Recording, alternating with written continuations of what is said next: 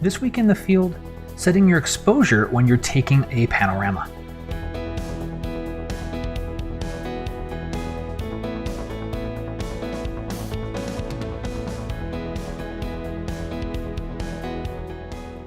Hi everyone, I'm Scott Davenport. Welcome to In the Field. Before I get into today's topic, if you haven't subscribed to the channel here on YouTube, I would like you to do so. Please go ahead and hit that subscribe button down in the lower right corner, I think, of the video. There should be a little icon with my logo there.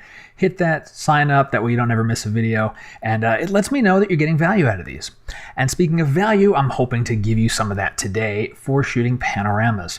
So this is something I've been doing more often ever since I got a leveling base. It just makes setting up for the panos so much easier. I've got a different video on that you can check out, and I'll put a link to that in the show notes here. But I was taking this panorama out in Kushimoto, Japan, and this is like an area that has this really interesting, almost like a land bridge. Didn't quite make it to the other side there to reach an island, but it's this great, interesting rock formation. I want to take a pano of it.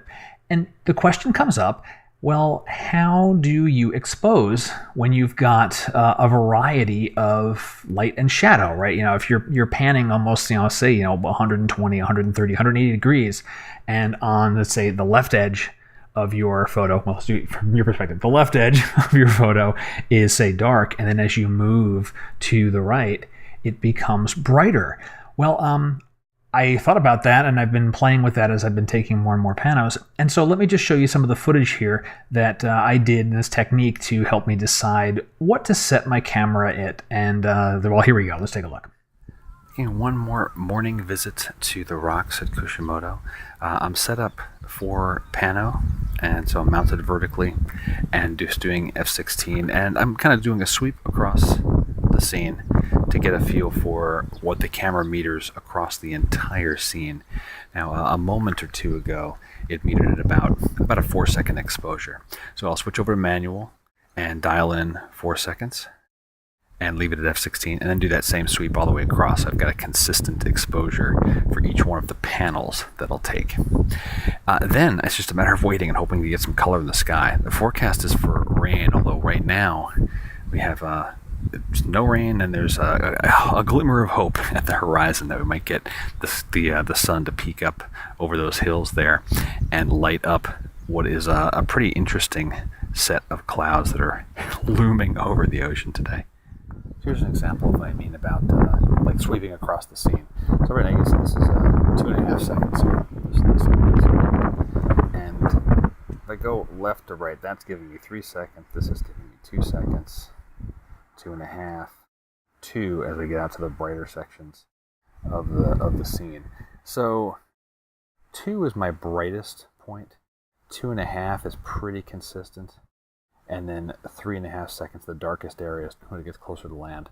So at the moment, I would probably dial in something like 2.5 seconds, and know that with the 2-second exposure, I can pull things back with the raw file. So that's the kind of thing that I'll be doing as the sun starts to come up. This metering continues to change as the lighting changes. But doing that, then switching over into manual mode, right? And I dial in those same settings. In this case, I do probably a 2-second. Then I'd take my sweep of shots and repeat the process. So the reason that you want to have a pretty consistent exposure across all of those panels is to make the stitching easier. You don't have to play any games with exposure and changing settings when you're in post.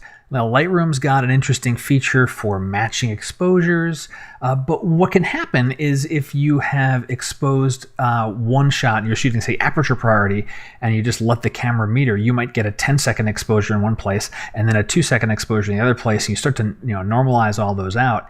Your shadow details are going to be different, and you might start having to combat noise. I mean, these are all things you can overcome, but you can also avoid them by shooting in manual mode and kind of picking a reasonable exposure. Take a sweep without shooting anything and just watch what the camera's metering. I'll do that in aperture priority, sweep across, take a look, and decide on something reasonable. And reasonable, if you don't really know your camera well or not sure how well it's going to expose, choose the shortest exposure time that you get, the exposure metering. I think in that video it might have been around 2 seconds. That was the brightest area. It's going to make sure you don't blow out your highlights, and then everything else you can work with from there. So that's really the tip, is to use the camera to help you meter the entire scene, even in pieces, to let you decide what should you dial in for your exposure when you're ready to go and take the pano.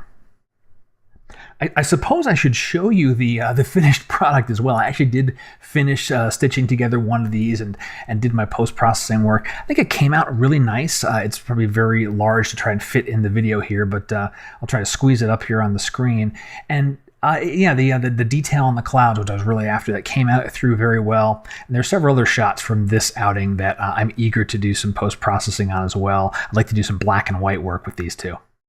And that will do it for this week's In the Field. I hope you've enjoyed it. And if you did, please let me know somehow. Social shares are always appreciated. +1s, comments, likes, whatever platform you're viewing this on, there's going to be some little icon that you can click. It takes 2 seconds to let me know that you're getting some value out of this. You got questions or comments? Hit me up through my website, comments on the video below, however you'd like to get a hold of me. I'd like to hear from you. I'd like to hear your thoughts about it.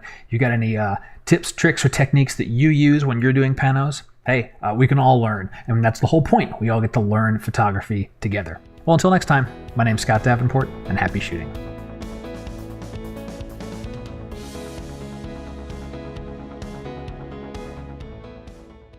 Hey everyone, I'm Scott Davenport. Welcome to In the Field. I'm stuttering.